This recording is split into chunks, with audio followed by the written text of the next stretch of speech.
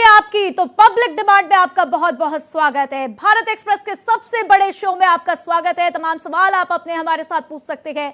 Screen पर आपके सामने नंबर फ्लैश होगा और आपकी जो भी बात है, जो भी राय है, जो भी सवाल है वो आप हमसे पूछ सकते हैं। तो देखिए, आज का मुद्दा सबसे बड़ा है कि ट्रंप की धमकी में आखिर कितना दम है। दुनिया के सबसे शक्तिशाली देश अमेरिका से इस वक्त ऐसी खबर आ रही है जिसने पूरी मानवता को सुन्न कर दिया है।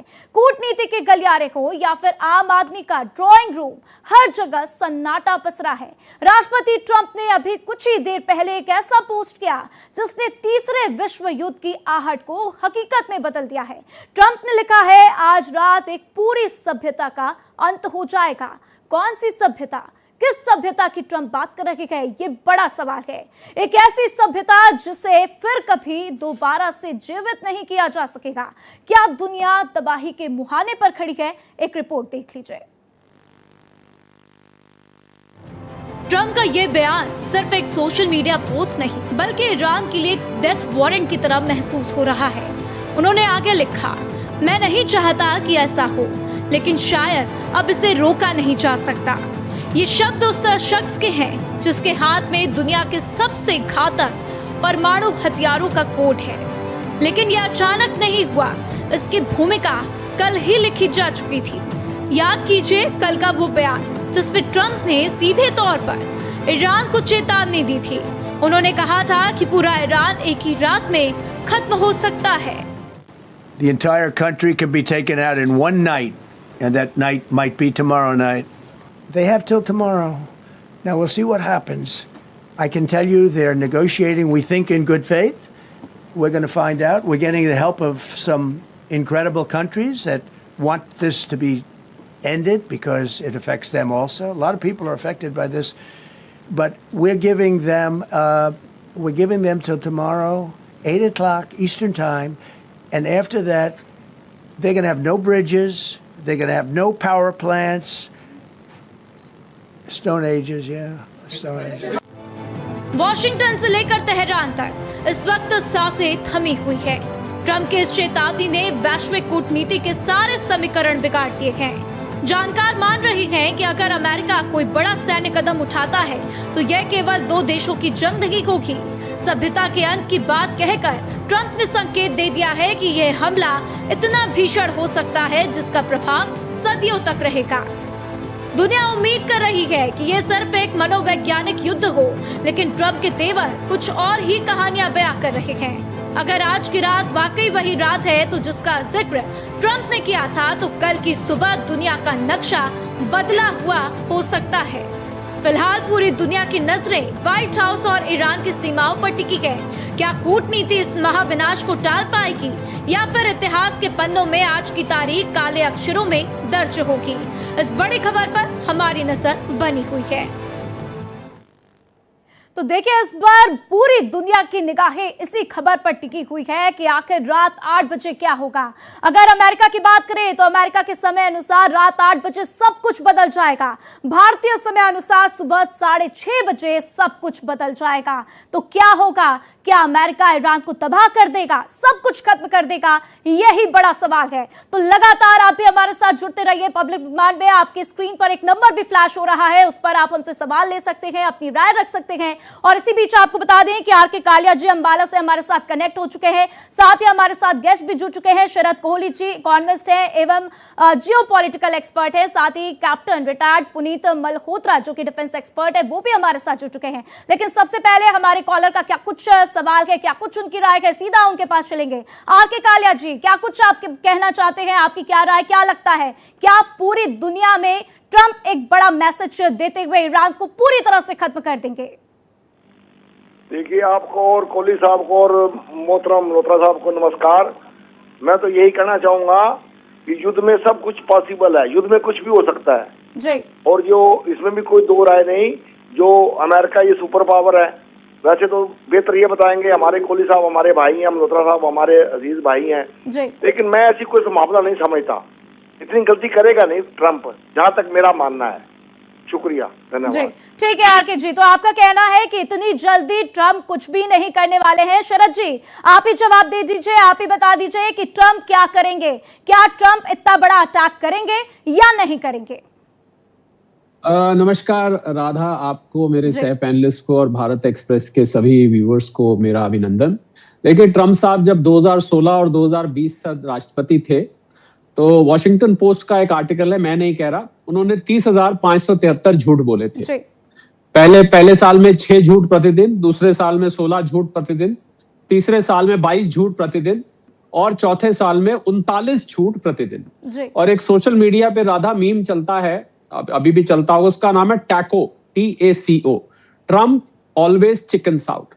तो व्यक्तिगत तौर पर मुझे ट्रम्प साहब की किसी बात पर यकीन नहीं है, परंतु अगर वो अटपटी हरकतें करते रहते हैं, अटपटे बोलते रहते हैं, उनको ये ध्यान रखना होगा कि अगर वो ऐसी कोई हरकत करते हैं तो ईरान भी पूरी तैयारी करके बैठा है। अगर वो पावर प्लांट्स को, यानी कि ईरान को अंधेरे में धकेल देंगे और ईरान के सारे पुल तोड़ देंगे, तो ईरान ने भी लिस्ट बना के रखी हुई है उन पुलों की जो कि कुवैत में है, UAE में है, सऊदी अरेबिया में है, बहरीन में है। उन पुलों को ईरान तोड़ देगा अगर वो पावर प्लांट्स पे हमले करते हैं राधा। तो ईरान ने तैयारी कर रखी है, वो इन सब देशों के पावर प्लांट्स को नष्ट कर देगा। ईरान बहुत छोटा देश नहीं है राधा, ये ध्यान रखिएगा। ईरान का साइज भारत से आधा है और 9 करोड़ 20 लाख की ईरान की आबादी है। ईरान को आप वेनेजुएला मत समझिए कि उसको गए उठा के ले जाइए। तो मुझे लग रहा है ट्रम्प साहब को जो कुछ करेंगे सोच समझ के करना पड़ेगा। उन पर ये एक अंग्रेजी में शब्द होता है बैकफायर, ये बैकफायर कर सकता है। मुझे ट्रम्प साहब पे जब भी डेडलाइन आती है, आपने नोट किया होगा राधा, वो एक नई डेडलाइन दे देते हैं। वो ये कह रहे हैं मेरी बातचीत चल रही है, किससे बातचीत चल रही है, आज तक तो समझ में नहीं आया किससे बातचीत चल रही है। तो मुझे ट्रम्प साहब पे यकीन नहीं है, और अगर ऐसा काम करेंगे तो ये दुनिया को बिल्कुल बहुत घातक होगा, दुनिया भर के लिए, मिलिट्री तौर पे भी, आर्थिक तौर पर भी। और मुझे लग रहा है इससे आपने बिल्कुल ठीक कहा, विश्व युद्ध छिड़ सकता है, क्योंकि ईरान और रशिया उसके सपोर्ट में आ सकते हैं, और अगर वो सपोर्ट में आ गए तो ये युद्ध बहुत ही घातक हो जाएगा राधा, ये ध्यान रखना पड़ेगा। बिल्कुल, ये युद्ध बहुत ही घातक होगा। लगातार हम देख भी रहे हैं किस तरीके से भीषण हमले हो रहे हैं। हम आगे बढ़े और हम पुनीत मल्होत्रा जी के पास चले, लेकिन इसके पहले देखिए पब्लिक डिमांड में लगातार लोगों के सवाल, लोगों के, और इसी बीच शांतिलाल प्रजापति जी हमारे साथ जुड़ चुके हैं यवतमाल से। सीधा उनके पास चलते हैं। शांति जी, आप बताइए, आपकी क्या राय है? आपको क्या लगता है सब कुछ ट्रम्प तबाह करने वाले हैं? ये जो अंग्रेज लोग रहते हैं ना, इनकी नीति रहती है कि फूट डालो राज करो। सदियों से सबको मालूम है कि ये अंग्रेज लोग फूट डालो और राज करो की राजनीति अपनाते। हमारा देश है सनातनी ज्ञानियों का देश, जो कभी अखंड भारत बनाया था, हिंदू कुश से लेके कश्मीर तक। लेकिन आज वो ज्ञान का परिचय देने का समय आ गया, संतों का बोलो, राजनीति का, ऐसा परिचय दे के एशिया अखंड हो जाए वापिस। और अच्छा, ट्रम्प को भी अच्छा मैसेज जाए कि भारत की इतनी महान सोच है, तो भारत को अभी कुछ करने की आवश्यकता है, और क्योंकि भारत जब करेगा तभी विश्व गुरु बनेगा। ठीक है, भारत को कुछ करने की जरूरत है। भारत बार बार मध्यस्थता की बात भी ऐसी सामने आई है कि भारत मध्यस्थता कराए, ऐसी डिमांड की जा रही है। लगातार हम रिएक्शन भी ले लेते हैं हमारे गेस्ट का। कैप्टन रिटायर्ड पुनीत मल्होत्रा जी हमारे साथ जुड़े हुए हैं। पुनीत जी, आपकी क्या कुछ राय है? क्योंकि देखिए, हमने शरद जी को भी सुना, उन्होंने बताया देश की जनता क्या कुछ कह रही है, वो भी सुन रही है, और देश की जनता तो साफ साफ कह रही है कि ये ट्रम्प की बौखलाहट ही है। वो कह तो रहे हैं, डेडलाइन तो दे रहे हैं, लेकिन ऐसा कुछ भी नहीं करेंगे। आप इसे किस तरीके से देखते हैं पुनीत जी? Good evening to you, Radha ji, and good evening to Kohli sir. Thank you very much to ask me to come to your show. देखिए ma'am, I'll go back to the history. Yeah, if we talk about the Vietnam War, Vietnam में America का क्या हाल हुआ था? They chickened out in front of third grade forces because of the guerrilla war. Number one. Ji. Number two, what happened in the Afghanistan war? They chickened out. During Biden's time, they had to, almost something like evacuate themselves from the terrain. Now, coming to Iran, मैं पहले आपके सामने तथ्य रखूंगा, उसके बाद बात करेंगे। दूसरी चीज मैं आपके मध्य नजर रखना चाहूंगा कि ईरान और इराक का जो वॉर था 7 या 8 साल चला, उसमें Iran did not take it lying down. अभी एक और मुद्दा है, जैसे हॉर्मुज स्ट्रेट्स की बात कर रहे हैं। अभी क्या हो रहा है कि हॉर्मुज स्ट्रेट से तो जहाज उन्होंने बंद कर दिए, सिर्फ फ्रेंड एंड फो को लेके आ रहे हैं। बट एक और चैनल खुल गया which we call in the maritime thing is inshore traffic zone. Inshore traffic zone जो मैंने TSS आपके चैनल पे भी पहले बताया था, ट्रैफिक सेपरेशन स्कीम, उसके साउथ से आ रहा है और वहां से कुछ जहाज निकल रहे हैं जो कि ओमान के टेरिटोरियल सी और टेरिटोरियल वाटर्स में आता है, जहां उनका हक है, क्योंकि टेरिटोरियल सी बिल्कुल देखिए पुनीत जी, हम लगातार देख रहे हैं ईरान किस तरीके से सक्षम है, किस तरीके से वो इस युद्ध में खड़ा हुआ है डटकर, ये पूरी दुनिया इस वक्त देख रही है। और देखिए इसी बीच सुधीर कुमार जी हमारे साथ शामली से जुड़ चुके हैं। सुधीर जी, आपकी राय, आप अपनी बात बताइए, आप क्या कहना चाहते हैं इस युद्ध पर? ये कहना चाहता है कि एक राष्ट्र के अध्यक्ष हुए और एक गुंडे की लैंग्वेज में कुछ तो उनका रुकता होगा सर जी। तो देखिए सुधीर जी को भी आप सुन रहे हैं। तो देखिए लगातार देश की जनता यही बात कहते हुए कि आखिर डोनाल्ड ट्रंप की ये बौखलाहट है, इतनी बड़ी डेडलाइन उन्होंने दी है, लेकिन हर बार जब भी देखा जाता है कि एक के बाद एक डेडलाइन खत्म होने वाली होती है, तब डोनाल्ड ट्रंप ऐसी नई डेडलाइन देते हुए नजर आते हैं। तो देखिए लगातार एक एक करके हमारे साथ जनता जुड़ती हुई। अधीर मुखर्जी जी हमारे साथ देहरादून से जुड़ चुके हैं। अधीर जी, आप बताइए, इतनी बड़ी डेडलाइन जो ट्रंप ने दी है, क्या वाकई इतना बड़ा हमला करेंगे? देखिए, हमने जब से ट्रम्प को देखा है, उनका राजनीतिक विषय देखा है, वो हर देश में इस तरह का काम कर रहे हैं जो एक पूरे विश्व के लिए बहुत खतरा है। हम लोगों को डिवाइड एंड रूल तोड़कर वो हर देश पे अपना हुकूमत करना चाहते हैं, क्योंकि ईरान, इराक ऐसी कंट्रियां हैं जहां तेल का उत्पादन होता है। और ट्रम्प जैसे मतलब एक पागलपन जिसे कहते हैं, मतलब वो देख नहीं रहे देश के युवा, जनता, महिलाएं, बूढ़े लोग किस तरीके से वो मार रहे हैं। ये बहुत बड़ा एक मानव अपराध है और मैं कहता हूँ कि पूरे विश्व को इसको रोकना चाहिए, क्योंकि आज हम लोग बैठ के बड़ी शांति से ये चीजें देख रहे हैं, डिस्कस कर रहे हैं, लेकिन ट्रम्प के खिलाफ कोई भी देश खुलेआम नहीं बोल रहा है। अंदर खाने सब बोल रहे हैं ये गलत है, ये नहीं होना चाहिए।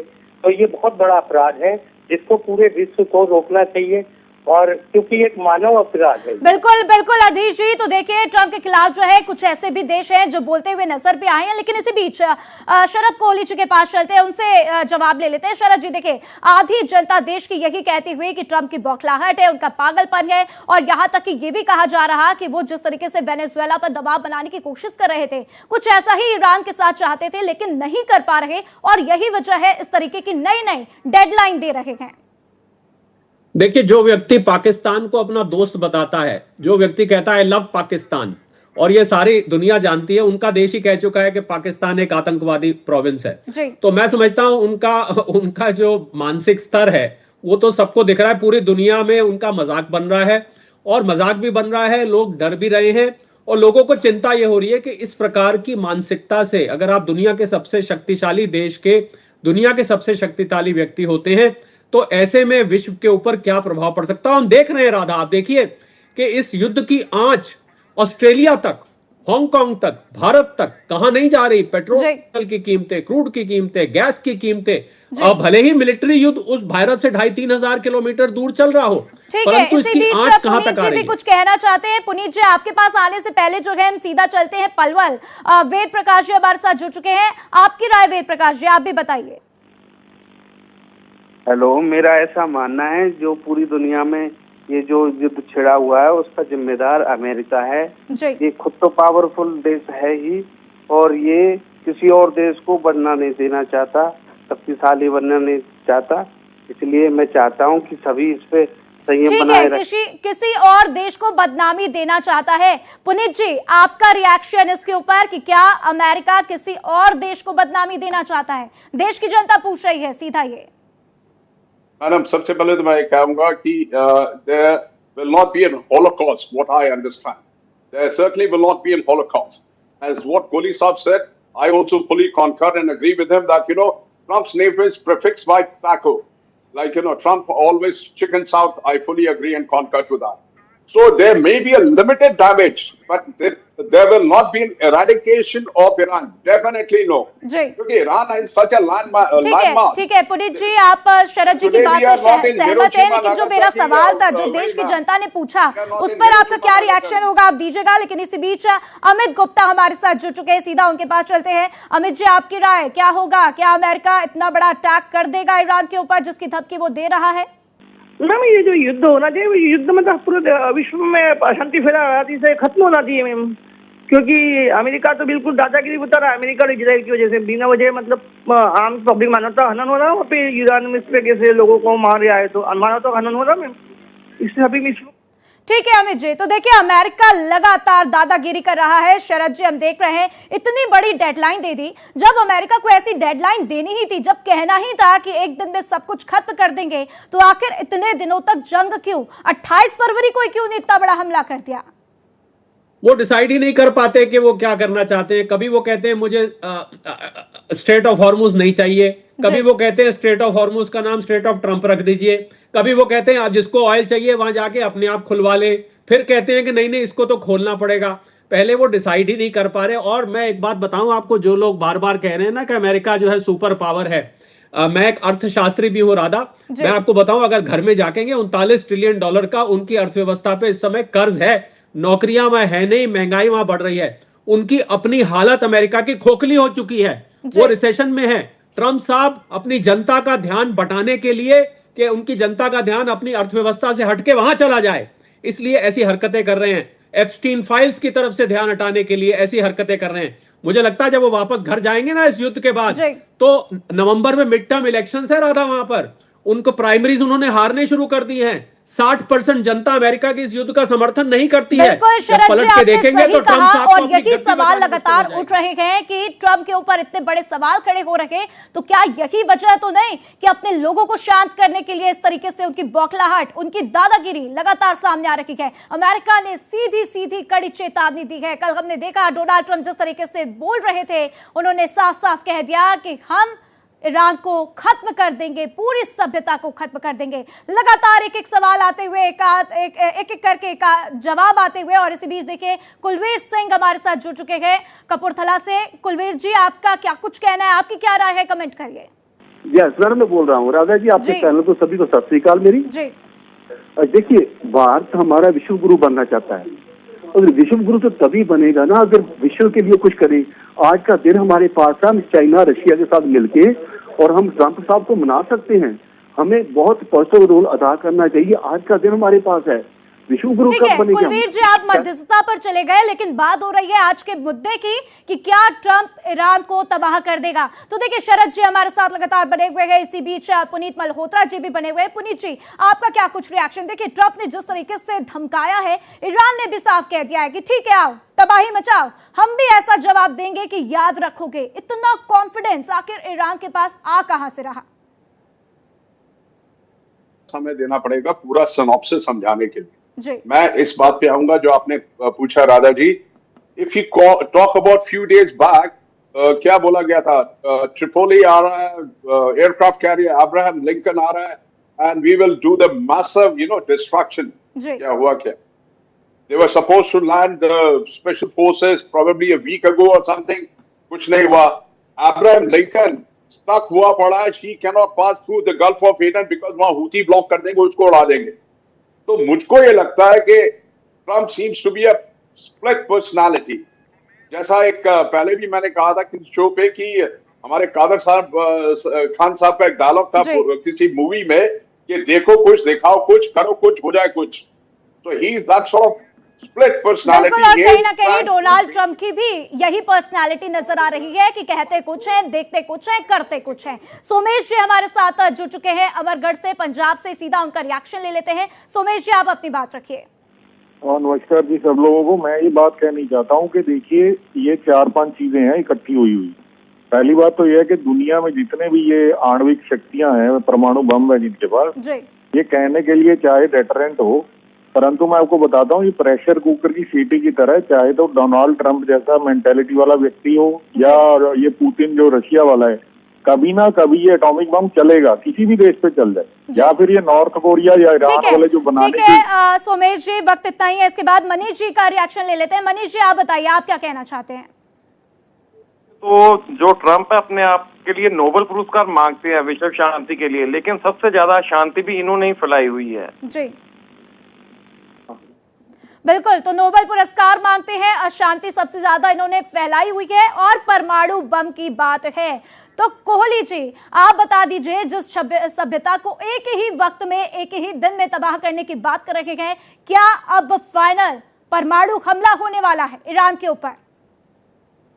देखिए, पहले नोबेल पुरस्कार सेकंड हैंड तो वो ले चुके हैं, ये तो हम भूल ही गए राधा। उनको तो सेकंड हैंड नोबेल पुरस्कार पहली बार हमने देखा मिलते हुए। परमाणु हमला करना कहना आसान है राधा, करना बहुत मुश्किल है। ये ऐसा हमला है, एक दफे किसी देश ने अगर प्रयोग कर दिया तो ये विश्व को तबाह कर देगा, खत्म कर देगा।